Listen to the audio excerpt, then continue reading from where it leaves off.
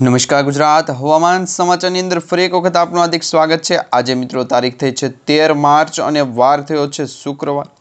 મિત્રો તમને ખ્યાલ હશે કે આપણે અગાઉ પણ આગાહી જાણી હતી કે ગુજરાત રાજ્યના કચ્છ લાગુના વિસ્તારની અંદર ભારે પવનો છે ફૂંકાવાની શરૂઆત થઈ જશે।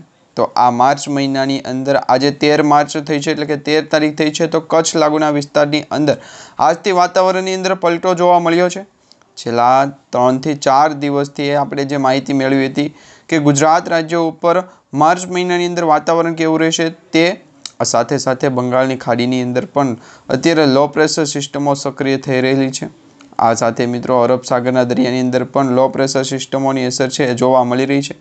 આ દરેક આગાહી આજના વિડીયોની અંદર તમને જણાવવાની છે કે ગુજરાતમાં હજી પણ 16 માર્ચથી લઈ અને 28 માર્ચ વચ્ચેનું વાતાવરણ કેવું રહેશે। હવે તો ગરમીનું પ્રમાણ વધતું જોવા મળી રહ્યું છે, પરંતુ આ ગરમી વચ્ચે શું કરા પડી શકે છે, વરસાદની આગાહી હોઈ શકે છે, અંબાલાલ પટેલે અને પરેશભાઈ ગોસ્વામીએ શું માહિતી આપી છે, તેમજ મિત્રો જાણીતા હવામાન નિષ્ણાત જે રમણીકભાઈ વામજા છે એમને પણ એક આગાહી દર્શાવી છે।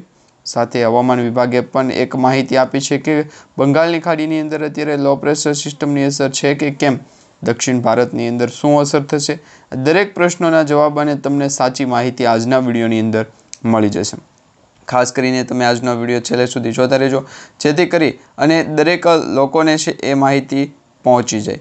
તો હવે મિત્રો તમને જણાવી દઈએ તો ગુજરાત રાજ્યનું વાતાવરણ આગામી 4 થી 5 દિવસ માટે કેવું રહી શકે છે। સૌપ્રથમ તમને જણાવી દઈએ તો વરસાદી માહોલ જે પૂર્વ ભારતના ભાગ છે ત્યાં જોવા મળી રહ્યો છે, જેમાં મધ્ય ભાગ, પૂર્વ ભાગ અને દક્ષિણ ભાગ અને ઉત્તર ભાગની આપણે વાત કરતા હોય તો પૂર્વ ભારતના ભાગની અંદર અત્યારે વાતાવરણ છે એ વાદળછાયું અને વરસાદવાળું જોવા મળી રહ્યું છે।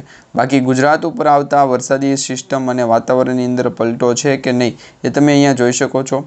સૌરાષ્ટ્રના 3 થી 4 જિલ્લાઓ અને દક્ષિણ ગુજરાતના 8 જિલ્લાઓ આમ કુલ મળી અને 13 થી 17 જિલ્લાઓની અંદર વરસાદી આગાહી છે એ દર્શાવવામાં આવી શકે છે, પરંતુ આ પ્રકારની આગાહી આજના વિડીયોની અંદર આપણે જાણવાની છે કે વરસાદવાળી આગાહી છે કે ગુજરાતમાં હવામાનની અંદર ફેરફાર છે, તેમાં તાપમાન કયું વધારે છે અને કયા વિસ્તારોની અંદર હવાનું પ્રમાણ છે વધારે જોવા મળી રહ્યું છે, દરેક માહિતી તમને જણાવીએ। તો આજે મિત્રો 13 માર્ચ થઈ છે। 13 માર્ચના રોજ સૌરાષ્ટ્રના ઝોન છે, પછી સૌરાષ્ટ્ર પશ્ચિમ ઝોન છે અને ખાસ કરી મધ્ય ગુજરાતથી લઈ દક્ષિણ ગુજરાત, આ 4 વિસ્તારો વિશે આપણે વાત કરવાની છે કે કયા જિલ્લાઓની અંદર વાતાવરણ છે એ ગરમીવાળું રહેવાનું છે, ગરમ પવનો ફૂંકાવાના છે અને સાંજ સુધીના હવામાનની અંદર ઠંડો પવન પણ ફૂંકાઈ શકે છે। આ સાથે મિત્રો જે હવાનું પ્રમાણ છે દક્ષિણ ભારતથી લઈને પૂર્વ ભારત એટલે કે બાંગ્લાદેશ સુધીનો જે ભારતનો વિસ્તાર આવેલો છે, વિશાખાપટ્ટનમ, ભુવનેશ્વર, આ દરેક વિસ્તારની અંદર પણ આ પ્રકારની નવી આગાહી છે આપણે આજે જાણવાના છે। હવે મિત્રો તમને જણાવી દઈએ તો ગુજરાતનું હવામાન અંબાલાલ પટેલે જે આપણને આગાહી અગાઉ પણ જણાવી હતી કે મધ્ય ગુજરાતથી સૌરાષ્ટ્ર પશ્ચિમી ઝોન વિસ્તારોની વચ્ચે, જેમાં અમદાવાદથી લઈ અને ભાવનગર સુધી અને ત્યાંથી લઈ અને મિત્રો ઉના, ગિરનાર, ગીર સોમનાથ અને કોડીનાર સુધી આટલા જે જિલ્લાઓ છે, વિસ્તારો છે, એ વિસ્તારોની અંદર હવામાન છે એ સૂકું રહેવાનું છે, એટલે કે વાતાવરણની અંદર છે એ ભેજનું પ્રમાણ જોવા મળશે નહીં।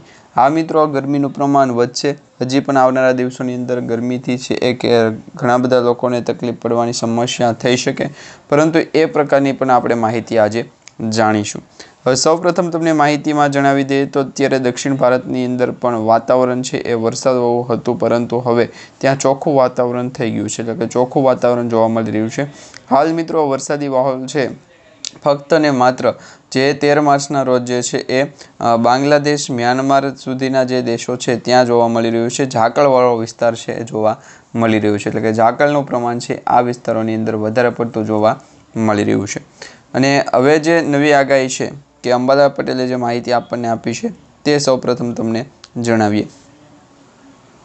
આ સાથે મિત્રો ગુજરાત રાજ્યની અંદર માવઠાને લઈને એક સૌથી મોટી આગાહી સામે આવી રહી છે।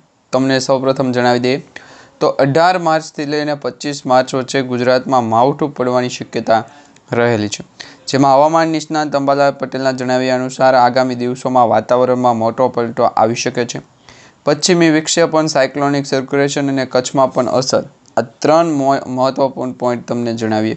પશ્ચિમી વિક્ષેપ, જેમાં મિત્રો 14 થી લઈ 18 માર્ચ દરમિયાન એટલે કે આવતીકાલથી લઈને આવનારા 4 દિવસ માટે પશ્ચિમી વેસ્ટર્ન ડિસ્ટર્બન્સની આગાહી સર્જાવવામાં આવી શકે, જેની અસર ગુજરાતના હવામાન ઉપર જોવા મળશે.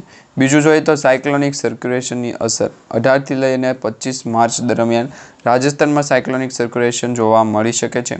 ઉત્તર અને પૂર્વ ભારત સાથે ગુજરાતમાં પણ વરસાદી ઝાપટા છે પડી શકે છે. આ સાથે કચ્છમાં પણ તેની અસર છે. કચ્છમાં કેટલી અસર છે તમને જણાવીએ તો કચ્છના કેટલાય ભાગોમાં પણ આ સમયગાળા દરમિયાન વરસાદની શક્યતાઓ દર્શાવવામાં આવી રહી છે. ખાસ કરીને હવામાન નિષ્ણાંત જે અંબાલાલ પટેલ છે તેમના દ્વારા જ્યારે પણ માહિતી આપવામાં આવતી હોય, જ્યારે પણ આગાહીઓ દર્શાવવામાં આવતી હોય, એમાંથી મોટાભાગની આગાહીઓ જ છે એ સાચી પડે, એટલે કે 90% જેટલી આગાહીઓ સાચી પડે છે. બાકી 10%ની જે આગાહીઓ છે એમાં લગભગ જે છે એ એકાદ બે દિવસનો ફેર હોઈ શકે, પરંતુ 90% જેટલી જે આગાહીઓ સાચી પડે છે. પશ્ચિમી વિક્ષેપથી માંડી સાયક્લોનિક સર્ક્યુલેશનથી માંડી અને વાવાઝોડા સુધીની જેટલી પણ આગાહીઓ છે, 2026ની અંદર પણ વાવાઝોડા વિશે તમને જણાવવાનું છે કે આ વર્ષે એટલે કે જૂન મહિનાથી જે ચોમાસાની શરૂઆત થાય છે તો એમાં અગાઉ જુલાઈ મહિનાની અંદર કે મે મહિનાની અંદર છે એ વાતાવરણ કેવું રહેશે. ચોમાસું તો સક્રિય થશે, પરંતુ તેની સાથે વાવાઝોડાની અસરો પણ ગુજરાતને સહન કરવી પડી શકે છે. આ માત્ર મિત્રો વાત જ નથી, પરંતુ સત્ય તમને જણાવવાનું છે કે હવે પછીના દિવસોની અંદર લગભગ તો ગુજરાતની નજીક આવતા અરબ સાગરમાંથી જ છે એ વાવાઝોડા ઉત્પન્ન થઈ અને ગુજરાતમાં અસર પહોંચાડી શકે તેવી માહિતીઓ પણ આપણે ચોમાસા દરમિયાન જોશું. હાલ મિત્રો અત્યારે ચોમાસાની ઋતુ નથી, દરેક લોકોને ખ્યાલ છે શિયાળાની ઋતુ પણ હવે પૂર્ણ થઈ અને ઉનાળો શરૂ થઈ ગયો છે. ઉનાળામાં પણ જો ભેજનું વાતાવરણ જોવા મળતું હોય અને વાતાવરણની અંદર પલટો આવતો હોય તો એ પશ્ચિમી વિક્ષેપની અસર હોઈ શકે છે. દરેક આગાહી જે માહિતી સ્વરૂપે આપણે જાણતા હોય, ઘણી વખત મિત્રો એવું બનતું હોય કે વાતાવરણની અંદર પલટો આવે અને વરસાદી માહોલ પણ સર્જાઈ શકે, તો એ માત્ર આગાહી જ નથી, પરંતુ મિત્રો કુદરતી આફત પણ આપણે ગણી શકીએ છીએ. કારણ કે જે બંગાળની ખાડી છે, અરબ સાગર છે, તેમજ હિન્દ મહાસાગરમાં પેસિફિક સાગર, આ દરેક દરિયામાંથી જે લો પ્રેશર સિસ્ટમો સક્રિય થઈ અને વેસ્ટર્ન ડિસ્ટર્બન્સ સુધી પહોંચે, એમાં વેલમાર્ક લો પ્રેશર સિસ્ટમ બને, ડિપ્રેશન બને, ડીપ ડિપ્રેશન અને વેસ્ટર્ન ડિસ્ટર્બન્સની અસર. તો આટલા સ્ટેપ સુધી જો ગુજરાતમાં કોઈ પણ પરિસ્થિતિ સર્જાતી જોવા મળી શકે તો એમના વિશેની પણ માહિતી આપણે આ માહિતી છે એ આપણી માધ્યમથી તમને મળી જશે. ખાસ કરીને તમે જે છે એ આ મેપમાં જોઈ શકો છો ગુજરાત વેધર સમાચાર છે, જેમાં 28 તારીખથી 4 માર્ચ સુધી જે છે એ 4 એપ્રિલ સુધી માવઠું થવાની શક્યતાઓ રહેલી છે. જેમાં ગુજરાતનું ચોખ્ખું તમે મેપ જોઈ શકો છો. ગુજરાત રાજ્યની અંદર આ મેપ દર્શાવવામાં આવી રહ્યો છે કે જેમાં માવઠાની શક્યતાઓ રહેલી છે. ખરેખર મિત્રો માવઠું થશે કે નહીં એ તો આપણે હવે 20 તારીખ પછી છે એ જોઈ શકશું. 20 તારીખ પછી આપણને ખ્યાલ પડશે, વધારે પડતી અસર છે એ ત્યારે જ જોવા મળી શકે છે. પરંતુ અત્યારે જે વેસ્ટર્ન ડિસ્ટર્બન્સની અસર છે, ખાસ કરીને ગુજરાત ઉપર જે આવતી અસરોના કારણે હવામાન સમાચાર આપણે બદલાતા જોવા મળી શકે છે. તો એ હવામાન સમાચારની આપણે માધ્યમથી અત્યારે જે આગાહીઓ જોઈએ છે અને માહિતીઓ પણ જોતા હોઈએ છીએ. તો બીજી તરફ મિત્રો અંબાલાલ પટેલે કાળઝાળ ગરમી વચ્ચે માવઠાની આગાહી જાહેર કરી છે. કાળઝાળ ગરમી વચ્ચે માવઠાની આગાહી કરવામાં આવી છે હવામાન નિષ્ણાત અંબાલાલ પટેલ દ્વારા, જેમાં કહેવામાં આવ્યું છે કે 18 તારીખથી લઈને 25 તારીખ સુધી રાજ્યમાં માવઠાની સંભાવના છે. આ સાથે ભારે પવનના કારણે આંબા પર રહેલા મોર પણ ખરી શકે છે. સાથે જ ભારતમાં દક્ષિણ પૂર્વના કેટલાય ભાગોમાં ચોમાસા જેવો માહોલ સર્જાઈ શકે છે. તો બીજી તરફ હવામાન વિભાગે રાજ્યમાં ગરમીને લઈને એક ઓરેન્જ એલર્ટ જાહેર કર્યું છે અને લોકોને બિનજરૂરી બહાર ન નીકળવું તે માટેની પણ છે એ જાહેરાત કરવામાં આવી છે. કારણ કે અત્યારે મિત્રો ગરમીનું પ્રમાણ છે એ ખૂબ વધશે. હાઈ ટેમ્પરેચર ઉપર છે એ પારો પહોંચવાની સંભાવના દર્શાવવામાં આવી રહી છે.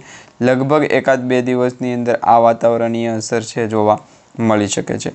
ગુજરાત ઉપર પણ તેની સૌથી મોટી અસર છે એ દર્શાવવામાં આવશે, પરંતુ કયા જિલ્લાઓની અંદર કેટલા દિવસ સુધી આગાહીઓ છે, તેમજ શું હવામાન સમાચાર પલટાણા એટલે મિત્રો વરસાદી માહોલ સર્જાશે કે કેમ, આ દરેક પ્રશ્નોના જવાબ છે તમને આવનારા સમયની અંદર એટલે કે દરરોજ તમને મળતા રહેશે. ખાસ કરીને તમે અમારી યુટ્યુબ ચેનલ સાથે જોડાઈ જજો, ફેસબુક પેજને ફોલો કરી લેજો અને અમારા કોન્ટેક્ટમાં રહેજો.